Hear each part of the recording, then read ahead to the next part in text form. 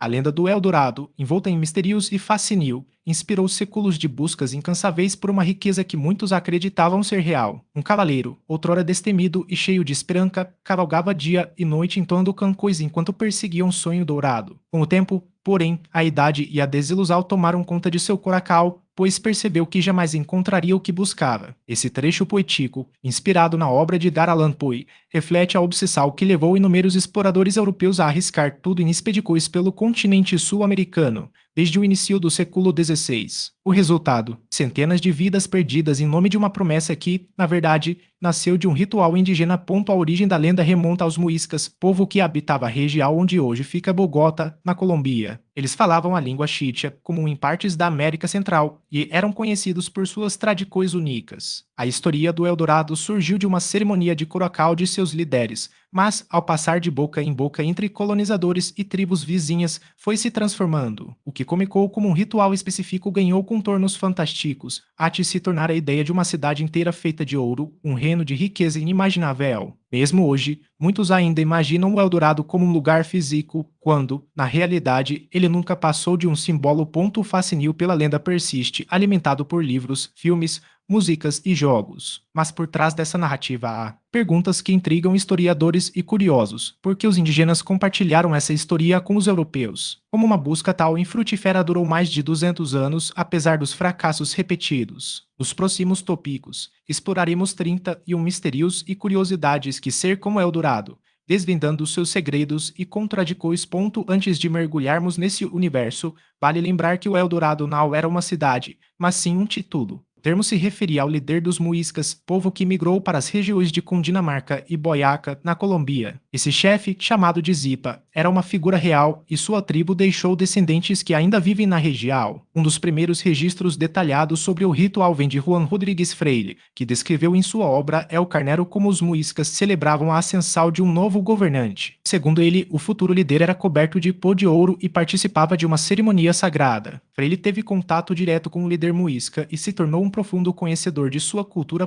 Quando os conquistadores espanhóis ouviram essa história, interpretaram Zipa como o Homem Dourado ou Rei Dourado. Um dos primeiros relatos escritos sobre o assunto foi feito em 1541 por González Fernández de Oviedo, que descreveu um monarca sempre coberto de ouro, tal fino quanto o sol. Outras versões sugerem que, em festivais, o líder se banhava em ouro para demonstrar sua riqueza. Com o tempo, a lenda se espalhou e cada narrador acrescentava novos elementos, tornando a história cada vez mais grandiosa. A falta de precisão nas descrições fez com que o Eldorado mudasse de lugar constantemente. Para alguns era uma cidade, para outros um lago ou até mesmo um vale repleto de tesouros. O explorador Gonzalo Pizarro, por exemplo, partiu em 1541 de Quito em busca de um rei coberto de ouro, mas em seus escritos mencionava um lago como o verdadeiro Eldorado. Já o cronista Pedro Cieza de León, em uma versão posterior, descreveu o local como um vale. Essa ambiguidade geográfica levou aventureiros a percorrerem diferentes regiões da América do Sul, sempre em busca de algo que nunca encontravam.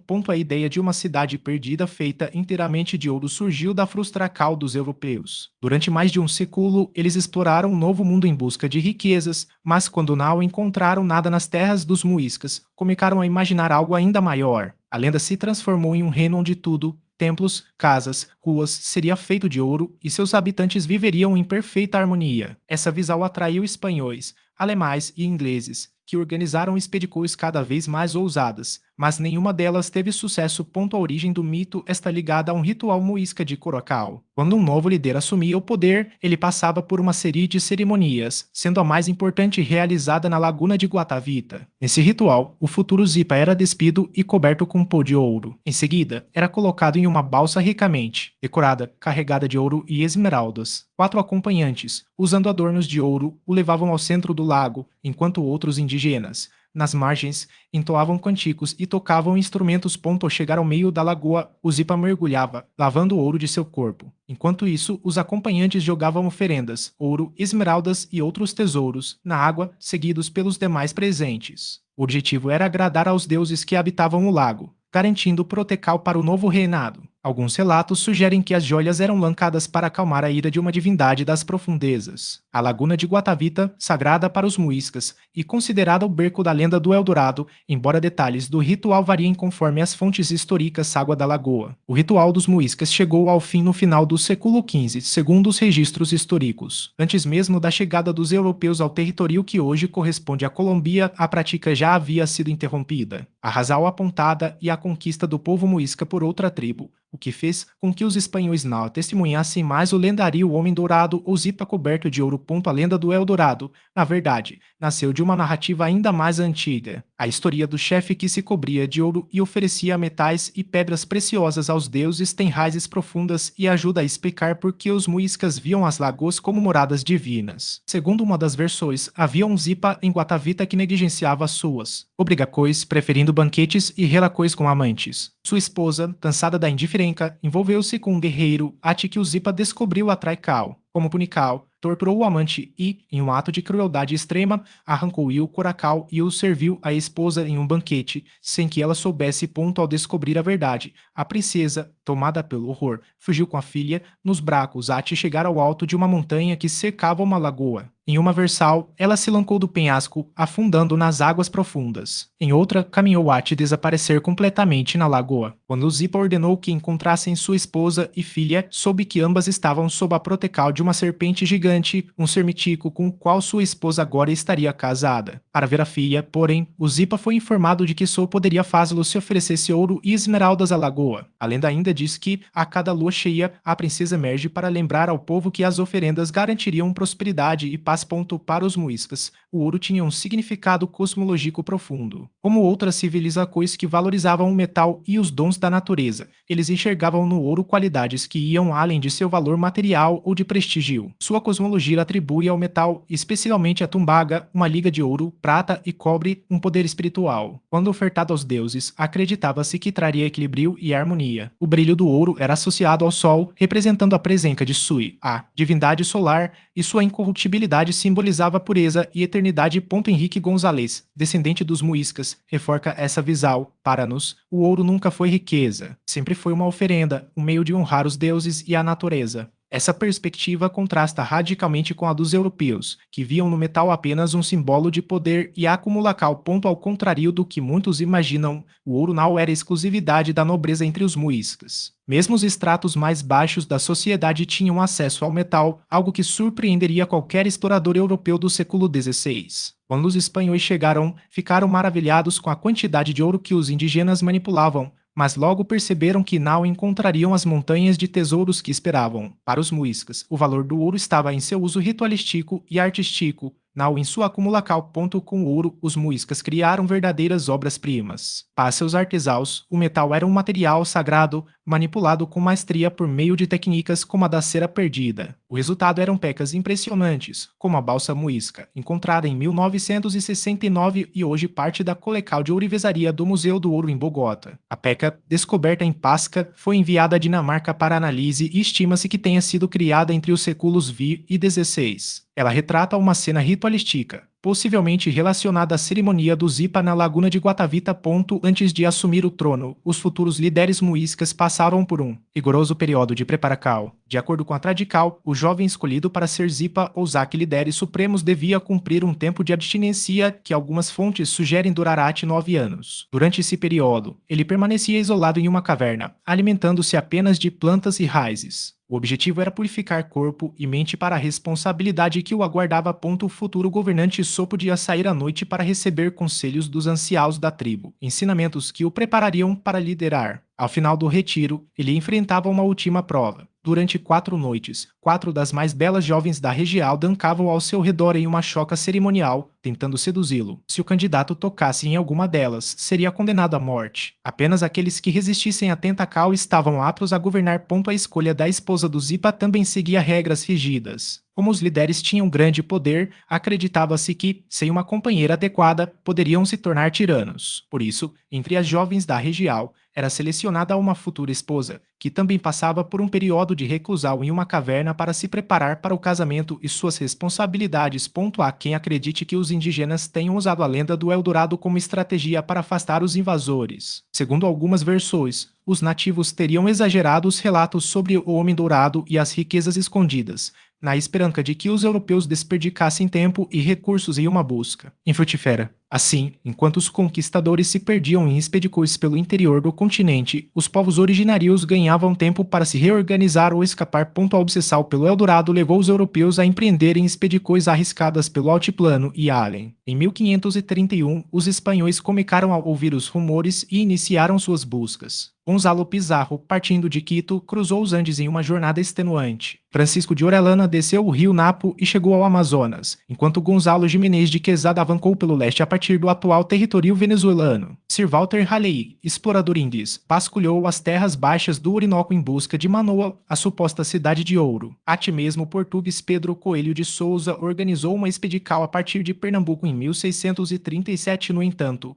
muitos dos que saíram em busca do Eldorado encontraram apenas hostilidade, fome e morte. As florestas densas, os rios traiçoeiros e a resistência dos povos indígenas transformaram essas jornadas em verdadeiras provações. A maioria dos que se lançavam nessas expedições, europeus e indígenas, encontravam apenas obstáculos e desventuras. Muitos pereceram por doenças, picadas de serpentes, febres tropicais ou ataques de tribos hostis. No entanto, esses conquistadores também não hesitavam em matar nativos e saquear seus pertences em nome da busca. Em 1536, Gonzalo Jimenez de Quesada, um dos mais persistentes entre eles, iniciou uma expedição seguindo o curso do rio Madalena, abandonando sua missão original de encontrar uma rota terrestre que ligasse o que hoje e a Colômbia ao Peru. Alguns registros sugerem que ele já conhecia a lenda quando partiu, movido pela esperança de encontrar o Eldorado.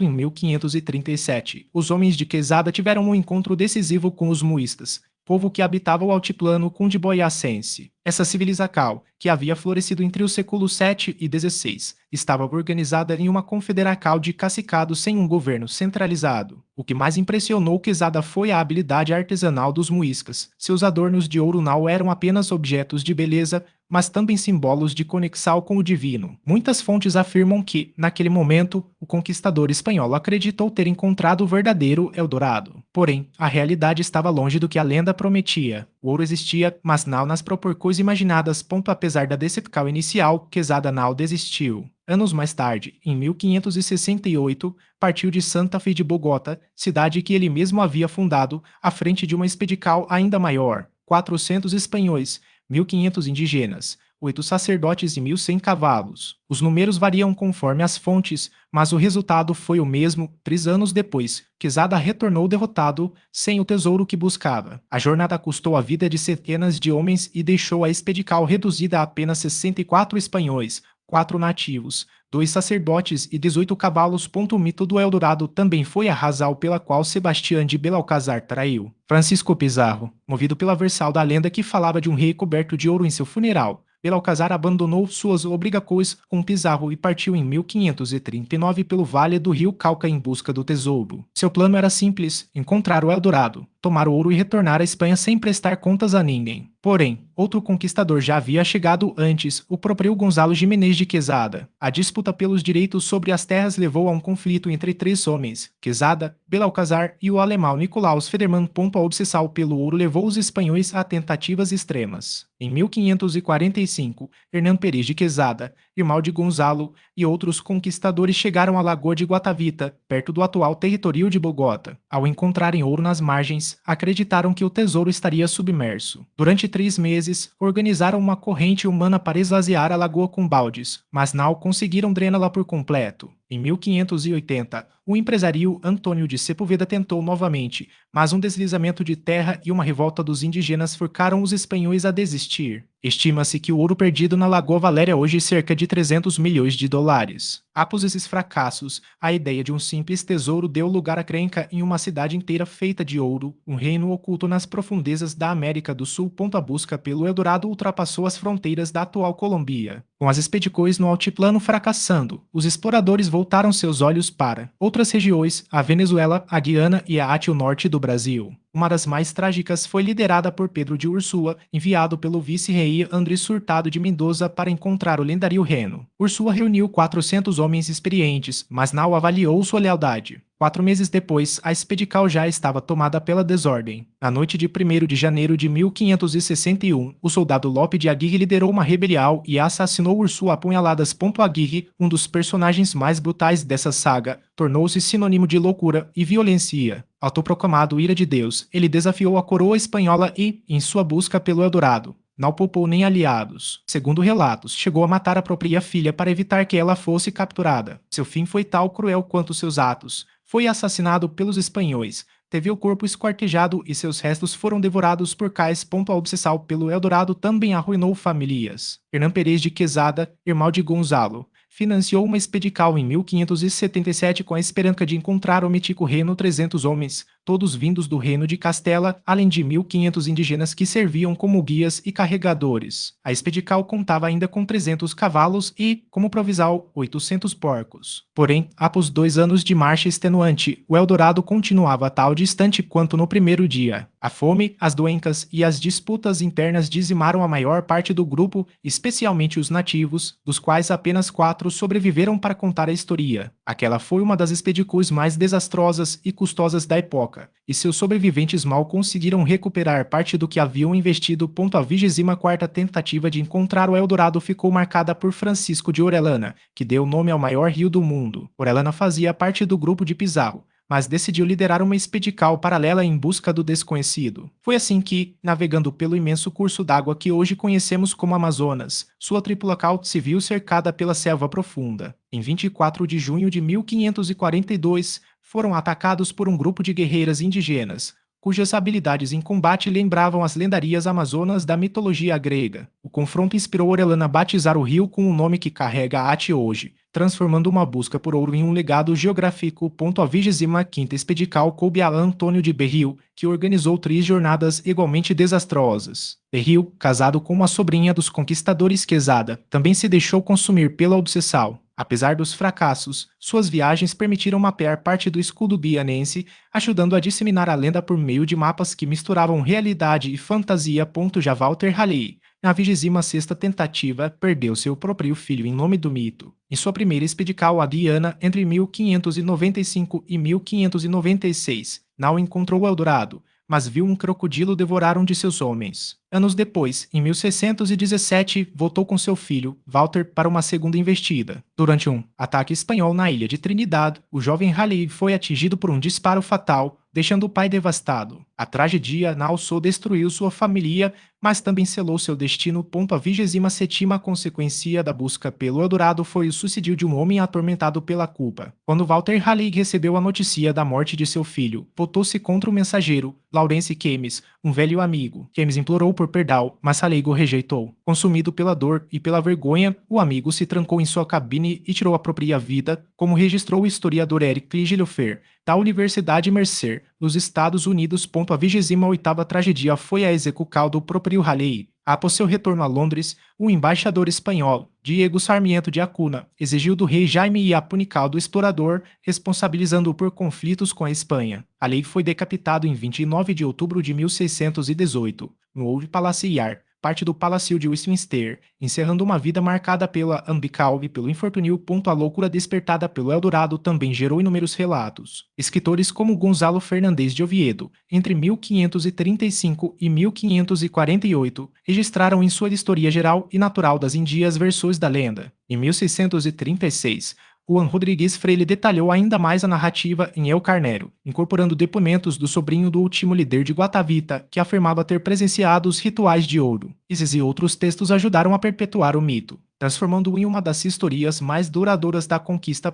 Foi apenas no século XIX que se começou a reconhecer o Eldorado como uma distorção da realidade. Apesar de séculos de buscas infrutíferas, as expedições continuaram até que, por volta de 1800, o naturalista Alexander von Humboldt concluiu, após suas viagens pela América do Sul, que o Reino Dourado não passava de uma ilusão. Estudos posteriores confirmaram essa visão, desmistificando a lenda que por tanto tempo moveu homens à ruína.